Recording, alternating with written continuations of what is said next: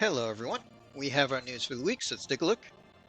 Maintenance, normal time as usual. Ending with maintenance is united with the Water Guard, so box farm event. If you haven't finished farming that, you have till maintenance to get that done. New this week, we're back to the Esper of Destruction story.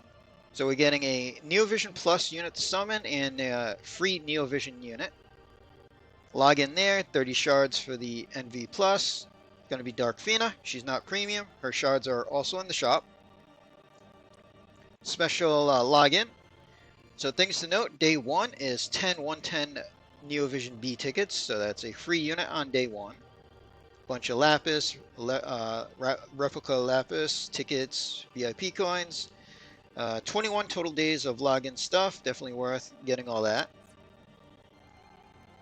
Miscellaneous updates. They're adding in the Chaos category.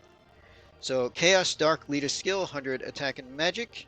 That's going to be Soul, Vlad, and Arden. And then the lower versions of Golbez, Exdeath, and Kefka are going to be just 100 for the Chaos. And then Exdeath and Kefka Neovision are going to be 200% attack and magic for Chaos.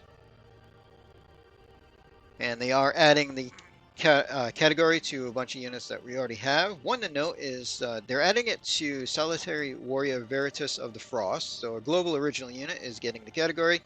We'll have to see if they add it to any other global units. But we're not getting the big leader skill for the Chaos category yet. I believe Chaos Bismarck is the 750 leader for this. So we're not getting him this week. We'll have to see if he shows up next week or the week after. And the other big update is the elemental power buffs. So right now, it takes 3 turns to get to 100% for the single target, 60, 80, and then 100. They're changing that to just be 100 for the 3 turns, which is a super nice change. So turn 1 and 2, we get the bonus damage there. And then also, it lets us use this on Dragoons, because the auto casting every turn wouldn't hit them in the air, where if you hit them with the 3-turn buff, they can then jump after. So I really like that change. That's going to help out quite a bit for a few things. The vision cards, we have Dark Finas, 130 magic, 100% magic, and 500 flat magic for Brave Exvius. Honestly, nothing special. Probably going to be using other cards. They are doing a global limited card. 170 attack and magic, 80% attack and magic, 50% limit damage, 50% double hand magic. Water category get 250 attack and magic, and Clash of Wills get 500 flat attack and magic. So for Clash of Wills, decent card. For Water Clash of Wills, it's a good card. But they did kind of odd things with the banner for that card. We can take a look at later. So Esper of Destruction, we're getting Chapter 5, Part 1 and Part 2 of the story. And I think this is the end of the story for this for us. So far, I've enjoyed seeing what's going on. We'll have to see how it ends. And that's about it for that. We are getting the Depths of Chaos. So this is going to be an interesting challenge. From what I understand, this is a bunch of bosses. You go through, you fight them one at a time, and then the final one, you have to fight them all as a boss rush. There's going to be special missions to clear them with a certain category. And I believe there might be more than one category per boss, so we'll have to do multiple clears. But this should be a fun challenge, so I'm looking forward to running through this and see how that goes. Ruler of the Ocean, so this gets us our free Charlotte. So she is a magic tank, super limit burst units. Super Trust is a one-handed sword, 500 flat health, 164 attack. 182 spirit. She gets 500 flat attack and spirits. Everybody else can get 30% ice, water, wind, and light resist when using a light or heavy shield. Regular Trust, just a materia, 100% attack and spirit, double hands. Not bad overall. And for her farming, Anniversary JP is your bonus. That way you can help speed that up. Unit herself, so she has some nice categories. So we got Anniversary, Esper of Destruction, Crystals, and Royal Arms. So she's got a nice category selection for a free unit. As far as stuff in the kit, fairly basic free magic, so she's got her regular magic cover there. She does have a Magnus with 90% magic mitigation for 2 turns for the party. So if you can't cover something, that can help out. She's got a couple extra things on her provoke as well. She gets a barrier and re-raise, so that's quite nice as well. 85 attack and magic breaks in the kit, single target only though. A few different chain families to help with that.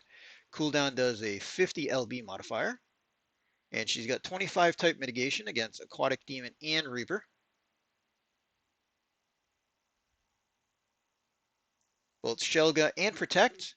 They are only +2, however. But I guess free unit. But a lot of the magic tanks do come with the +3 on Shelga at least. As far as limit burst, Bolting Chain, base 200x modifier, 87 attack and magic break, 75 mitigation, waterlocked.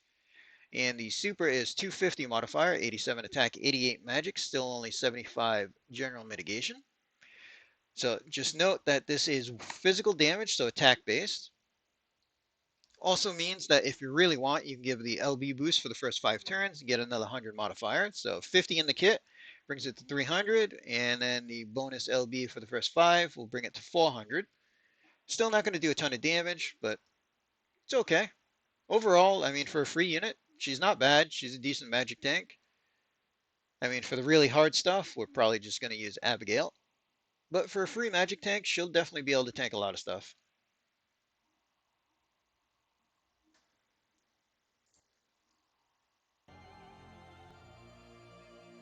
Our other event that we get is the Power of Destruction, just a raid event. So we're trading out our box summon for a raid. Haven't had a raid in a while, so nothing special there. They're bringing back 2 items, which, I mean, stat-wise don't matter over all that much. 2 accessories. They have some resist on them. Nothing too special. And as far as bonus, Anniversary JP category. And no special challenge fight for the raid itself. So first step up is for the card only. And this one doesn't really make full sense to me. So the card is Water Clash of Wills, really. You get the 500 for Clash of Wills, the extra 250 for water units. They put 4 Clash of Wills units on the raid up here. Not a single one is water category, though. Also, just like in the past when they've done these off card step ups, step 3, there is an armory ticket. And they are adding in the old armory stuff to the shop. So we're not seeing anything new, but if there's something older that you really wanted and missed out on, they're adding it into this current shop, so you'll be able to have a chance to get that if you really want. But overall, I mean, the card is really nice, especially for Water Clash of Wills and everything. But I don't think I'm going to pull for the card. I just don't see a reason to. It's a nice card, but I don't think it's nice enough to pull on the banner just for that card. Especially because the 4 raid up units for me are already EX3 and everything, and there's nothing special.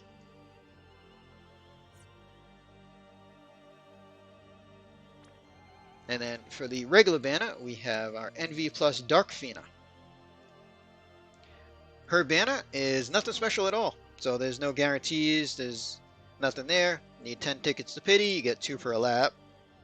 It would have made more sense to me if they just stuck her on the card step up, but whatever. So super limit burst unit for her. EX3, the special materia you get is 500 flat magic for Anniversary JP.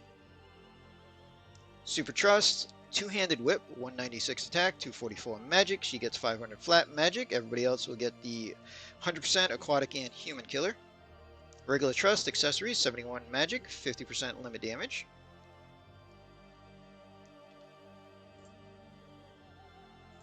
Take a look at her, and I mean, kit-wise, it looks like she was used as the base for Xyrus, so if you take the Clash upgrades off Xyrus and change Water to Dark, we pretty much have Dark Fina's kit.